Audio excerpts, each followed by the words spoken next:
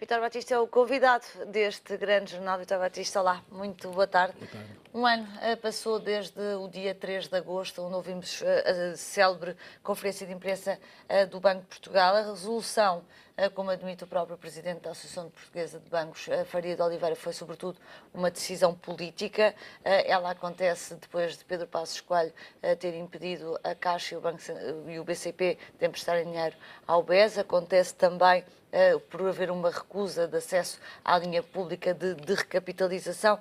Não fosse o trauma do BPN, estávamos aqui os dois a conversar e provavelmente ainda existiria a BES. Olhando em retrospectiva, foi a melhor decisão? Eu, na altura, pronunciei-me e achei que não foi a melhor decisão. Ainda hoje continuo a pensar que não foi a melhor decisão.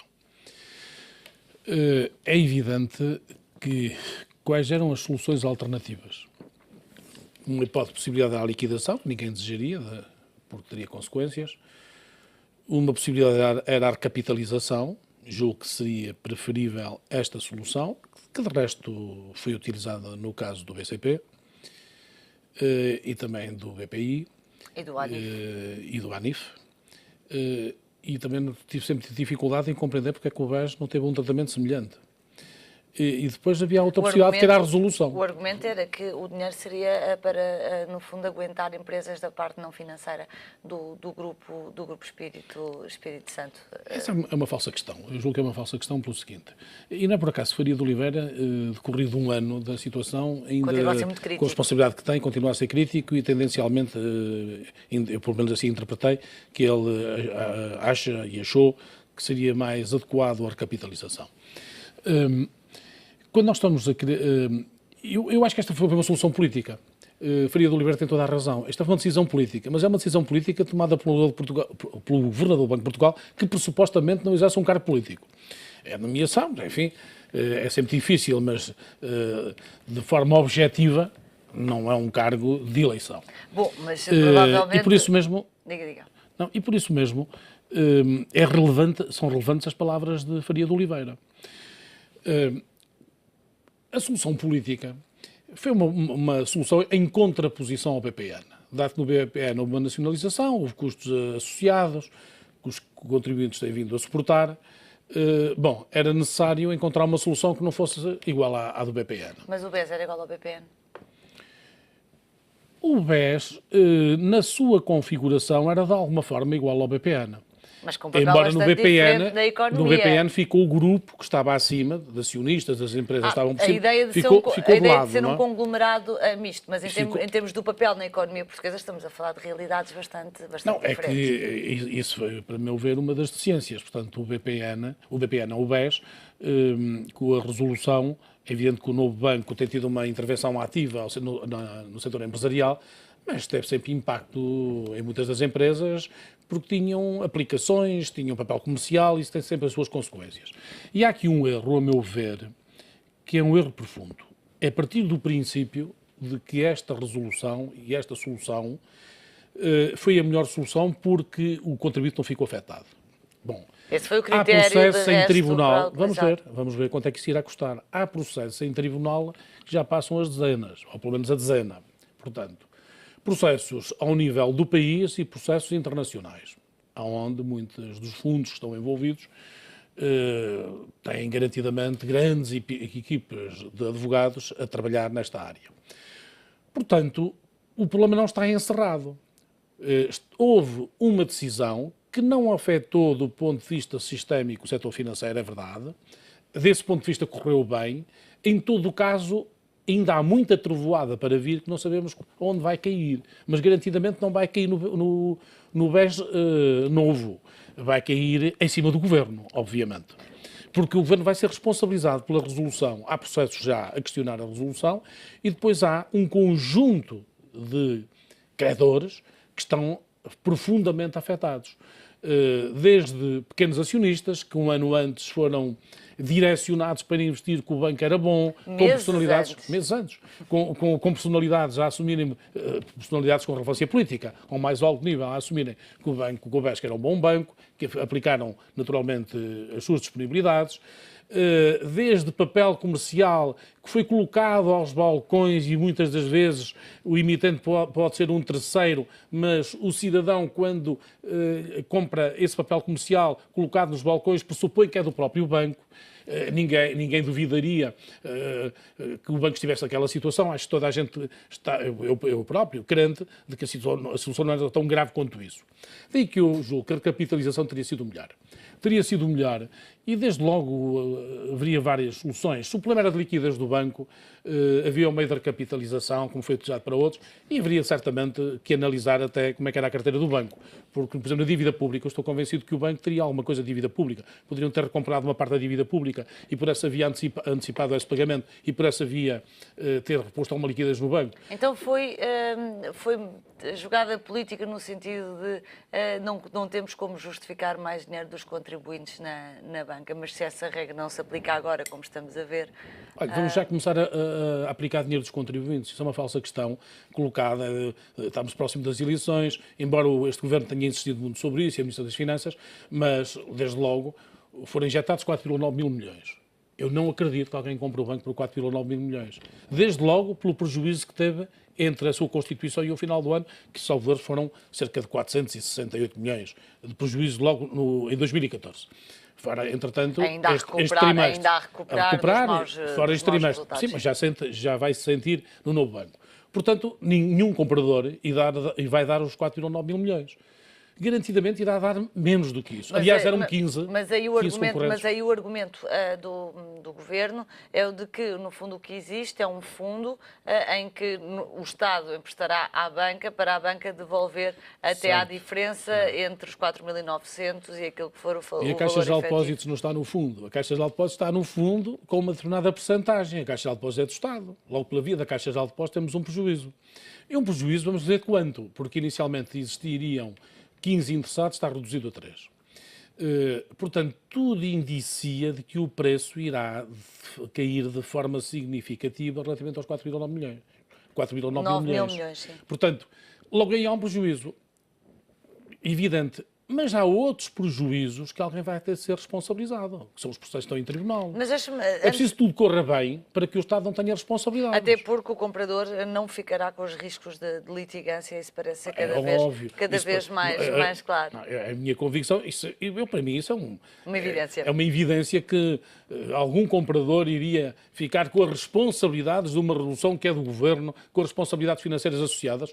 Isso seria uma profunda loucura, garantidamente qualquer comprador endossa toda essa responsabilidade a terceiros, como de resto também aconteceu no BPN. É preciso dizer que nessa matéria, o que sucedeu no BPN também, houve situações muito semelhantes e que passaram para a responsabilidade do Estado e não Estado, dos compradores embora das instituições. fosse pela via da nacionalização neste caso. Vitor Batista, a perguntar ainda, um ano depois, continuamos com o problema, vários, mas um dos problemas chama-se os lesados do BES. E este é um problema para ser resolvido pelo Banco de Portugal, pela CMVM, pelo Estado, em última análise, mas ninguém se entende. Que imagem é que fica? Papel comercial que passou pela aprovação da Comissão de Mercados e Valores Mobiliários, em que agora anda-se no jogo do empurra entre o Banco de Portugal e a CMVM. Eu julgo que não dignifica nada às instituições, nem o Banco de Portugal, nem a CMVM. Portanto, há aqui uma questão. As pessoas, quando aplicaram este papel, foi aprovado, as entidades de supervisão têm responsabilidades nesta matéria também. Sou pena, então, de aprovarem as coisas, aprovam de cruz, não têm responsabilidade nenhuma. Então, para que servem estas instituições, que custam tanto dinheiro aos contribuintes? Julgo que há aqui responsabilidades e seria bom que resolvessem rapidamente isso. Uma das situações que é descrita de um cidadão já com uma certa idade, que tinha 1,5 milhão aplicado em papel comercial e que hoje, nos dias de hoje, teve que vender a sua casa para ter dinheiro para viver. Isto são situações limite, claro, que são situações limite, mas há uma coisa que é óbvia. Tem de haver uma rápida decisão sobre estas matérias. E enquanto isso não for conseguido, haverá sempre turbulência no banco, sobretudo no BES, no Banco Mau, que de resto já não é banco, já não tem licença, já não funciona como banco, que é outro dos aspectos também importantes e relevantes. Mas eu julgo que os problemas mais graves ainda estão para surgir. Este governo empurrou com a barriga para a frente. O custo entregou aos bancos, e entrega os 3,9 aos bancos. E entrega aos bancos no momento, quando opta por esta resolução, que terá chegado acima da mesa a dia 25 de julho, como avança a imprensa. Falo quando este dito fundo de resolução estava altamente descapitalizado, ou seja, existia um instrumento, mas não estava de todo dotado daquilo que seriam os recursos para que esta solução seja implementada no resto da Europa daqui, se calhar, a 5, 10 anos, quando houver problemas. É uma experiência que resultou de uma certa imperatividade do Governo e imposição do Governo, mas imaginemos mais dificuldades em qualquer outro banco e os bancos são toda a vida a suportar isto. Os fundos têm que ser constituídos com tempo para terem recursos e terem mais. E é evidente que um valor desta dimensão, 3,9 mil milhões, também afetou os próprios bancos, os bancos que tiveram de participar neste fundo. Quando irão ser reembolsados, iremos ver quanto tempo é que demoram a ser reembolsados. Eu teria preferido, muito sinceramente, uma solução completamente diferente, talvez salvaguardasse, talvez não, tenho a certeza que salvaguardaria muito mais a economia portuguesa, as empresas e talvez fosse também a melhor forma de evitar custos futuros para os contribuintes, isso sim, evitar custos futuros para os contribuintes, porque, por exemplo, o BCP recorreu ao Fundo de Resolução, recorreu ao Fundo de Recapitalização e já pagou um montante significativo. E há alguns pagamentos antecipados, como o próprio BPI também pagou, acho que a totalidade já antecipada. E portanto, o BANIF, era preciso dar tempo às coisas. E o BANIF, de risco sistémico questionável pela sua dimensão, mas que também teve acesso. Eu julgo que se o BES tem tido acesso, e aí sim tem-se imposto um acompanhamento mais intenso sobre o BES, e também a separação de algumas áreas no BES, julgo que talvez tivesse sido o melhor caminho. Não foi essa a opção, os custos ainda estão para vir. O deputado Pedro Saraiva, que foi relator da Comissão Parlamentar de Inquérito ao caso BES-GES, no relatório da Comissão, salienta o facto de não ter havido riscos sistémicos a assinalar, ou seja, os indicadores dos outros bancos estão sólidos e a melhorar, e diz que o conjunto de possibilidades que estavam em cima da mesa, a nacionalização, a recapitalização privada, a liquidação, que falávamos há pouco, de todas, a resolução era a melhor opção. É realmente possível?